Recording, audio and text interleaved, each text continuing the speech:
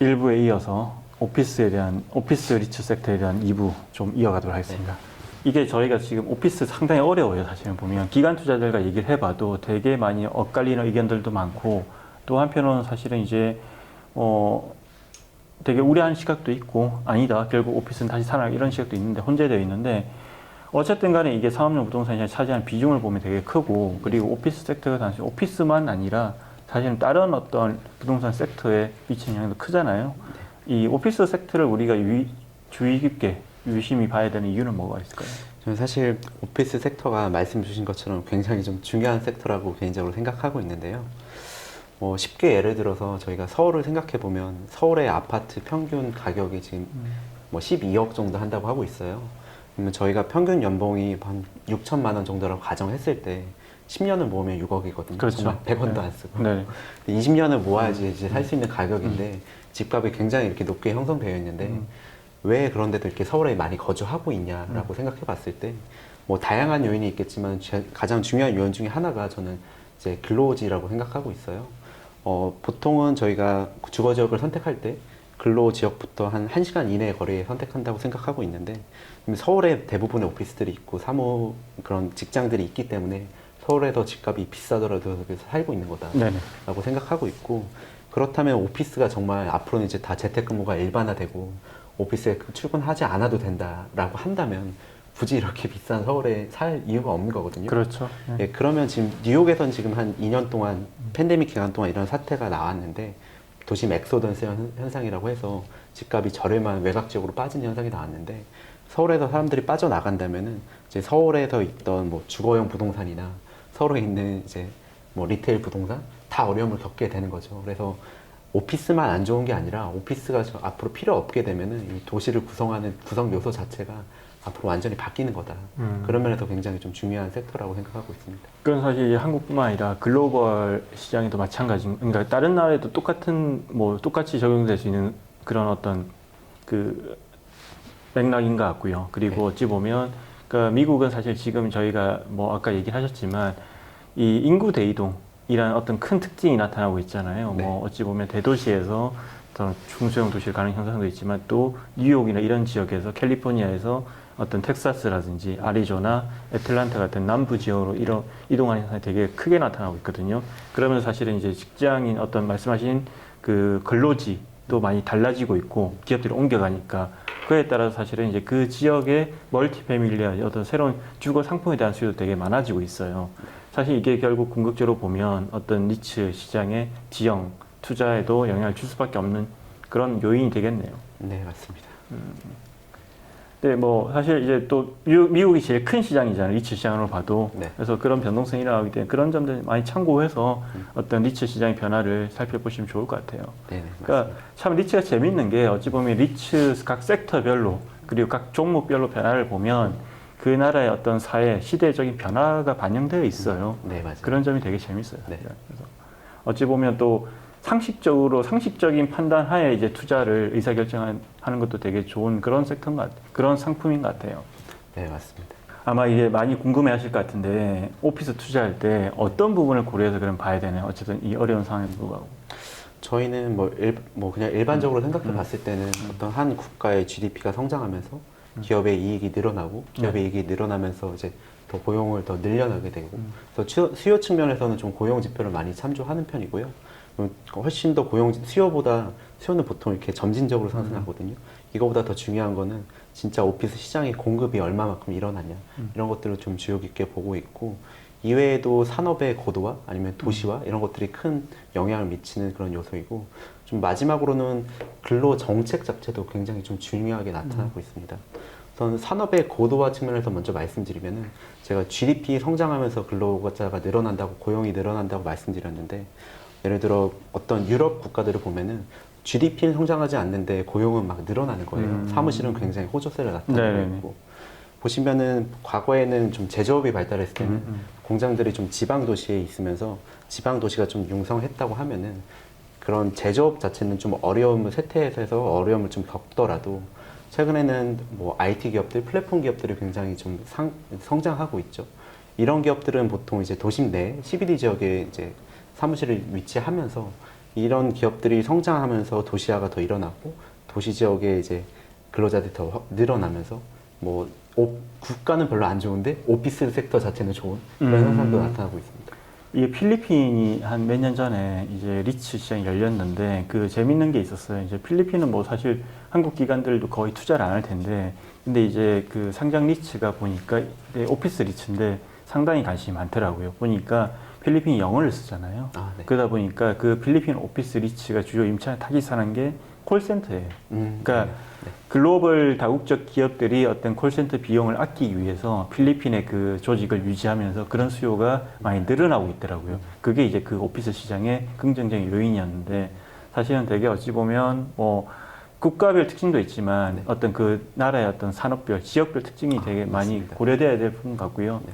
근데 실제로도 이제 뉴욕을 보면 그 전통적으로 이제 유망한 오피스 지역은 파크 에비뉴였잖아요. 근데 요즘은 허드슨 야드 쪽이 상당히 많이 뜨고 있잖아요. 그건 IT 기업들이 선호하기 때문이기도 하고, 그리고 어떤 이제 미국에 상장된 리츠는 아니지만 싱가포르 리츠 중에 그 뉴욕에 어떤 새로 부상하는 그 이머징 도시에 투자하는 리츠가 있어요. 근데 그 리츠를 보면 댈러스라든지 포틀랜드 아니면 시애틀 그리고 오스틴 같은 이런 테크 기업들이 선호한 지역에만 집중적으로 투자를 하더라고요. 근데 그게 보면 왜 전통적으로 이제 뉴욕이라든지 시카고 어떤 이런 뭐 휴스턴 이런 도시들 관문 도시라고 해서 전통적으로 인기 있는 오피스 지역이었잖아요. 근데 실제로 경제 성장률은 그런 도시보다 오스틴이나 이런 도시들이 더 높게 나타나고 있어요. 고용 증가율도 그렇고.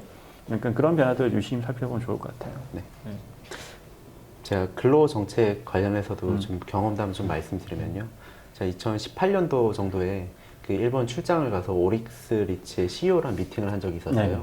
그때 오릭스 리츠가 관리하는 오피스의 공실률이 1% 정도였는데 굉장히 좋았죠. 비결이 어떻게 되냐 좀 여쭤보니까 우리가 잘한 게 아니라 그냥 시장 자체 공실률이 1%다. 굉장히 지금 좋다라고 말씀을 주시면서 지금 일본 시장이 경제에 있어서 굉장히 특별하게 성장하는 요인이 있는 게 아니라 근로 정책을 이제 단축하다 보니까 정책적으로 근로 시간을 단축하다 보니까 업무량은 그대로인데 사람들이 예전에는 야근했다고 하면은 더 일찍 퇴근하니까 이제는 이 업무량을 다 소화하기 위해서 더 많은 사람들을 뽑았어야 된다라고 얘기를 해주시더라고요. 네. 그런 면에서 생각해 보면요. 저희가 보통 유럽 시장 생각할 때 유럽 사람들은 네네. 주간에 일하는 시간도 네. 얼마 되지 않고 독일을 기준으로 하면 주간 이제 38시간이 정책적으로 정해져 있고 네네. 그리고 휴가 자체도 한 달 이상 이렇게 누리게 되는데 좀 일본의 경우에서 돌이켜봐서 유럽을 생각하면요. 유럽 자체는 저희가 늙어가고 있다고 많이 표현하고 있잖아요. 그렇죠. 저성장하고 있는데도 오피스가 좋고 근로자 수가 많다는 거는 좀 일본의 사례랑 마찬가지로 좀 잡 쉐어링의 형태로서 근로자 수가 늘어났다. 정책적으로 근로 시간을 단축하면서 근로자의 수 자체를 이렇게 늘렸다. 꼭 그 국가나 도시가 성장하지 않더라도 노동 정책으로도 이렇게 근로자 수가 늘어나는 이런 것들이 굉장히 큰 요인이 될 수도 있습니다. 공간의 수요가 늘어나니까요. 네, 맞습니다. 그게 사실은 오는 길에 제가 재밌는 뉴스를 봤거든요. SK 하이닉스가 이제 매주 오늘 셋째 주인가요? 그러니까 셋째 주 금요일 날은 이제 아예 그 출근을 안 하더라고요. 그 준 하이브리드 주 4일째인데, 그러니까 하이브리드 주 4일째인데, 사실 그러면 뭐 어쨌든 근로시간 줄어들면 거기도 더 많은 인력이 필요할지도 모르잖아요. 네. 또 오피스 공간이 더 많이 필요하고, 또 사실 그 말씀하신 정책도 있지만, 실은 더 넓은 공간이 필요하다는 거는 요즘 전반적으로 그러니까 단순한 이제 과거에는 10명이 쓰는 오피스 공간이 뭐 만약 100이라고 하면 지금 10명이 쓰는 오피스 공간이 그 2배 이상 아니면 더 많이 늘어날 수 있는 환경인 게 어쨌든 팬데믹도 영향을 줬을 거고요. 네. 팬데믹 때문에 더 1인당 면적을 넓게 요구하는 경우도 있고요. 또 이제 여러 가지 어떤 직원들의 복지를 위해서라도 쾌적한 업무 공간을 많이 찾잖아요. 그런 것들이 또 수요에 영향을 미칠 수 있겠네요. 네, 맞습니다. 지금 오피스의 미래에 대해서 다양한 요인들이 존재하는데 재택근무가 늘어나게 되고 이 하이브리드 근무가 만약 정착되면은 오피스 수요가 감소할 거다 이런 요인도 있고요. 말씀하신 것처럼 그동안에는 오피스가 1인당 사용하는 면적 자체가 굉장히 좀 줄어들었었습니다. 근데 이제는 이제 팬데믹 사태도 있고 인당 사용하는 공간을 좀 늘려줘야겠다. 이런 것들이 이제 반등하는 것들은 이제 플러스 요인이 될 수도 있고요. 좀 재밌는 사례로 말씀드리면은 제가 이전에 일본의 어떤 IT 플랫폼 기업에 출장을 갔었는데 네네. 저희처럼 이렇게 사무실에 책상에 따닥따닥 이렇게 근무하는 게 아니라 어떤 분은 이렇게 마치 새집처럼 이 둥지 같은 걸 만들어서 그 안에서 이렇게 누워서 일하고 계시더라고요. 네네. 그런 것처럼 우리나라도 네이버도 그렇고 카카오도 그렇고 이런 플랫폼 기업들은 사실 전체 버는 이익 대비해서 이 사무 공간에 들어가는 비용들은 비중이 굉장히 낮아요. 네네. 이 사람들은 어떻게 하면 더 인재를 유치할까 이런 것들에 훨씬 더 집중하고 있거든요. 그 이런 플랫폼 기업들은 인당 사무실 사용 공간 자체가 굉장히 넓다. 놀 수 있는 공간, 쉴 수 있는 공간, 다양한 공간들을 이렇게 제공하면서 인재를 오히려 유치하기 위해서 노력하고 있기 때문에 그렇죠. 이런 기업들이 늘어난다는 것들은 인당 사용 면적이 넓어지면서 사무실의 수요 자체도 굉장히 좀 증가할 수 있는 좋은 요인이다. 이런 다양한 요인들이 지금 상존하고 있습니다. 근데 한편으로 보면 이제 아까 방금 말씀하신 건데 인재를 유치하기 위해서 더 좋은 오피스 구축해야 된다고 했고 또 더 쾌적한 오피스에 대한 수요가 높아졌잖아요. 결국 이 현상을 종합하면 어떤 최신 오피스, 새로운 어떤 그 되게 어메니티가 잘 갖춰진 새로운 오피스와 낡은 오피스 간의 격차가 커질 거라는 것도 생각해 볼 수 있을 것 같고 그걸 이제 리츠의 자산들을 뜯어보면 그 안에 그런 특징이 나타날 거잖아요. 네. 투자자 입장에서 되게 중요하게 고려해야 될 요소인 것 같아요. 네, 맞습니다. 최근에는 말씀해 주신 것처럼 이제 퀄리티 있는 오피스에 투자해야 된다 이런 기조가 굉장히 커지고 있어요. 근데 최근에 영국 시장에서 발표한 자료를 보면요. 영국 시장이 최근에 임대료 상승률이 한 2에서 3% 정도가 나타났습니다. 시장 평균 임대료 상승률이 이 정도 나타난 거고요. 근데 그 안에서 조금 더 자세하게 뜯어보면은 프라임급 오피스는 한 임대료가 10% 정도 상승했는데 네네. 보통 세컨더리, 프라임이 아닌 좀 더 열의에 있는 그런 등급에 있는 오피스는 임대료가 마이너스 2% 정도 하락했어요. 그 앞으로는 이게 지금 전체 평균 임대료가 2% 상승하니까 이게 잘 안 보이는 건데 그 안에서는 이미 등급이 높은, 퀄리티 높은 오피스와 그렇지 않은 오피스가 이미 많게 갈리고 있다. 더 이제 여력이 되는 기업들은 좋은 오피스를 더 임차해서 직원들한테 복지 차원에서 이런 것들을 많이 이제 투자를 하고 있는데 예, 그런 면에서 퀄리티 있는 오피스에 계속 수요가 몰리고 있고 이것들은 한정돼 있기 때문에 두 이제 오피스 섹터 안에서도 굉장히 이렇게 등급에 따라서 굉장히 이렇게 좀 차별화가 일어나고 있다 이렇게 말씀드릴 수 있을 것 같습니다. 그렇죠. 이게 뉴욕 이제 파크 에비뉴 쪽에 가면 시그램 빌딩이라고 있어요. 물론 이건 리츠는 아니지만 되게 어찌 보면 파크 에비뉴 자체가 상당히 이제 좀 전통적인 오피스 지구였고 그 대기업들이나 좀 좋아하는 그런 오피스 지구잖아요. 근데 시그램 빌딩도 상당히 오래된 건물인데 그래서 이제 보면 그 건물 쪽 이런 고민을 했던 것 같아요. 이게 매력적인 임차인을 끌어들이기 한계가 있다. 왜냐하면 CEO나 임원들은 좋아하지만 그러니까 소위 말하는 MZ 세대들한테는 너무 이제 구닥다리 건물인 거죠. 실제 지금 공사를 하고 있어요. 주차장과 이제 저층부를 활용해가지고 약간 플레이그라운드 형태로 이제 스포츠 시설이라든지 MZ 세대가 좋아할 만한 그런 공간을 만들더라고요. 사실 이런 변화들도 이제 같은 맥락에서 보면 네, 퀄리티 있는 오피스에 대한 수요. 네, 비슷한 측면에서 제 경험담을 하나 더 말씀드리면 네네. 저는 이전에는 이제 주식 투자하는 매니저였는데 보통 탐방 가게 되면은 강남 쪽으로 많이 갔었어요. 그렇죠. 근데 저희가 이제 보통 최근에는 잡을 구하기도 어렵다고 얘기하는데 기업에 탐방을 하게 되면은 구인도 굉장히 어렵다고 얘기하고 있어요. 또 어떤 기업들은 이제 강남에 사옥을 올려서 왜 여기다 사옥을 올렸냐 물어보면은 아 우리는 상장 기업인데도 불구하고 우리 나름대로는 자부심이 있는데 사람들은 좋은 인재를 구하고 싶은데 좋은 인재들은 우리 정도 되는 상장 기업도 기피한다. 다 대기업만 가려고 한다. 네네네. 근데 그런 인재들을 유치하려면 최소한 강남에 이 정도의 본사를 위치하고 어느 정도 이것들을 굉장히 퀄리티 있는 건물을 본사로 가지고 있어야지 사람들의 복지 차원에서도 굉장히 만족할 수 있다는 거예요. 그런 면에서 예전에는 가산이나 좀 굉장히 자체적인 사옥이 없던 네. 회사들도 강남으로 아예 사옥을 지어서 이사를 가면서 그런 것들이 오피스 시장에도 굉장히 좀 좋은 요인으로 작용하고 있고 맞아요. 실제로 최근 강남은 굉장히 좋죠. 이제 빌딩 구하기 어려운 그런 시장입니다. 그렇죠. 불과 이제 한 10년 전만 해도 이제 보면 테헤란에 있는 그 IT 기업들이 뭐 구로라든지 네. 뭐 이런 쪽으로 많이 옮겼는데 사실 다시 다 돌아오고 있어요. 네. 그런 현상도 있고 그 이런 것도 좀 생각을 그러니까 투자 시에 이런 것도 좀 고려해 볼 필요가 있을 것 같아요. 최근에 이제 브룩필드가 이제 인수한 리츠가 몇 개 있거든요. 그 중에 이제 독일 리츠가 있는데 이제 보니까 독일 리츠가 강조한 점이 이런 거였거든요. 이게 오피스 시장은 앞으로 점점 더 변화가 더 빨라질 수밖에 없을 것 같아요. 점점 더 좋은 오피스를 원하는 수요도 되게 그 빠르게 다가오고 있고, 그리고 ESG라든지 그리고 일하는 방식의 변화 때문에 오피스 자체가 많이 변하고 있잖아요. 그러다 보니까 실은 기존의 오피스들도 많은 캐펙스를 설비 투자를 해가지고 변화를 줘야 되잖아요. 네. 근데 그 이제 브룩필드가 인수하는 독일 리츠가 강조한 포인트는 이거였거든요.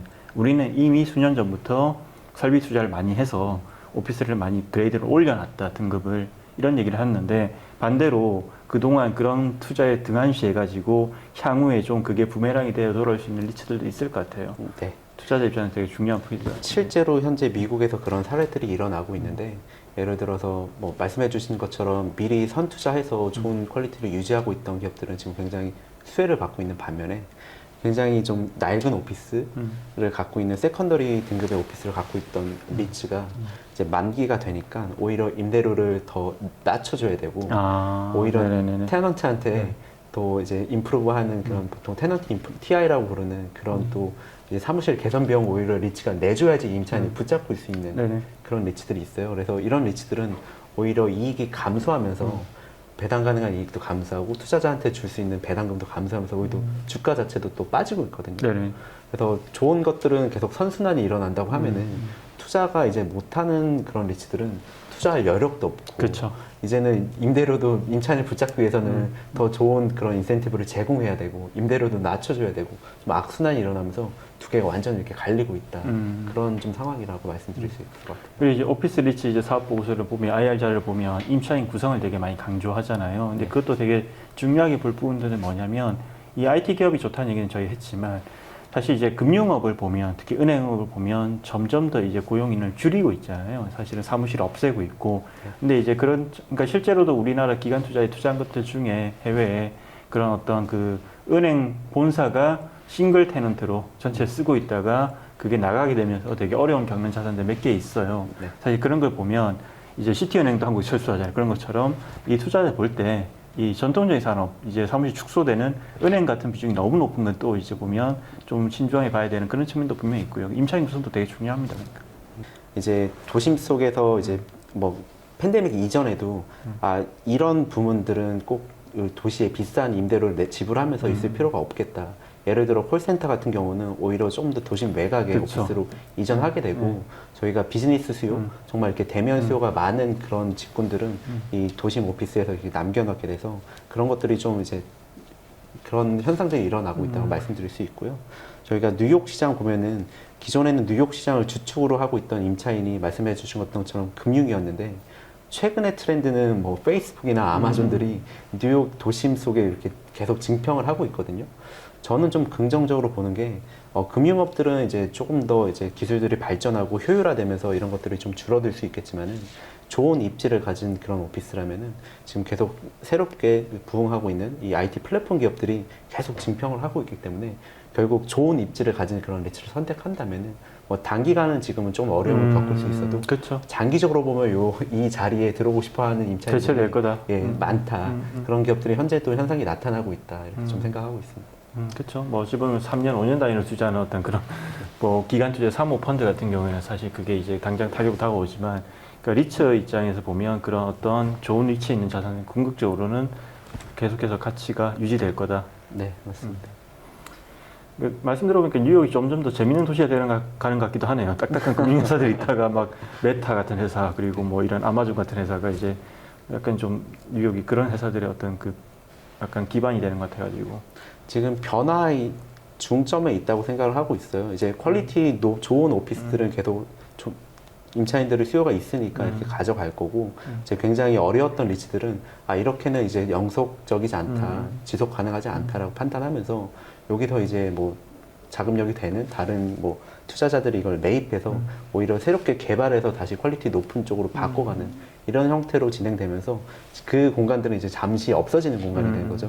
기존에 있던 이제 퀄리티 높은 그런 오피스는 수요는 계속 있다 보니까 이런 것들은 계속 더 좋아지는 거고 잠시 이런 것들이 이제 좋은 오피스로 뒤바뀌기 이전에는 오히려 오피스가 굉장히 좋아지는 그런 시점도 올 수 있을 거라고 좀 기대를 하고 있어요. 알겠습니다. 오늘 여기까지 하겠습니다. 네, 오피스 리츠 사실은 이제 설명하기 되게 어려웠을 것 같아요. 왜냐하면 지금 뭐 전문가들조차도 이제 소위 말하는 기관 투자자조차도 오피스에 대한 의견이 되게 분분하고요, 엇갈리고 또 단정적으로 말하기는 되게 어려운 상황이에요, 사실은. 네, 어쨌든 또 변동성이 크다는 거는 또 다른 말로 하면 또 한편으로는 되게 기회가 될 수 있는 시장인 거잖아요. 그래서 지금 당장 안 좋다고 해서 그냥 이렇게 외면하기보다는 이 변화를 유심히 살펴보시고 또 오피스 시장의 변화가 아까 말씀하신 대로 주거나 리테일 리츠에도 영향을 주기 때문에 같이 이렇게 고민하고 이제 살펴보면 되게 중요한 것 같아요. 예, 마지막으로 제가 그냥 종합적으로 결론해서 한번 말씀드리면은 지금 오피스는 한 30% 정도 할인을 받고 있고 이 안에서 프라임 오피스는 굉장히 좀 좋은 수요를 누리고 있고 세컨더리 등급의 오피스는 좀 어려움을 겪고 있다. 그리고 사람들이 지금은 아직까지는 재택근무를 적극적으로 하면서 오피스 이용률이 한 30%밖에 안 되는데 최근에 아마존이나 구글 같은 기업들은 이제 오피스 복귀 명령을 내렸거든요. 그렇죠. 여기 이제 반발한다는 기사들도 있는데 만약에 이 사람들이 정말 다 돌아오게 되고 이 반발하는 것들이 잠깐의 일시적인 현상이었고 정말 사무실 근로가 이전처럼 돌아오게 된다면은 지금 할인받고 있는 요소들이 이제 해소가 되면서 맞아요. 다시 굉장히 좀 높은 업사이드를 기대해 볼 수 있는 좀 그런 종목이라고 그런 섹터라고 할 수 있겠습니다. 네, 그 뭐 사실은 이제 월스트리트저널 같은데 기사도 많이 떴는데 이 아마존이라든지 페이스북 이런 기업들의 생각이 명확하더라고요. 사무실 출근해야만 그 어떤 기업 문화라든지 네. 어떤 전수 그 이제 사수와 부사수 간에 그게 네. 가능하기 때문에 재택근무는 넷플릭스 실제로 이제 그 CEO는 그런 말도 했어요. 재택근무는 말도 안 된다 뭐 그런 식으로 그래서 실은 상당히 이제 또 인력들이 있는 것 같아요. 오피스에 돌아오게 만드는 맞죠. 네.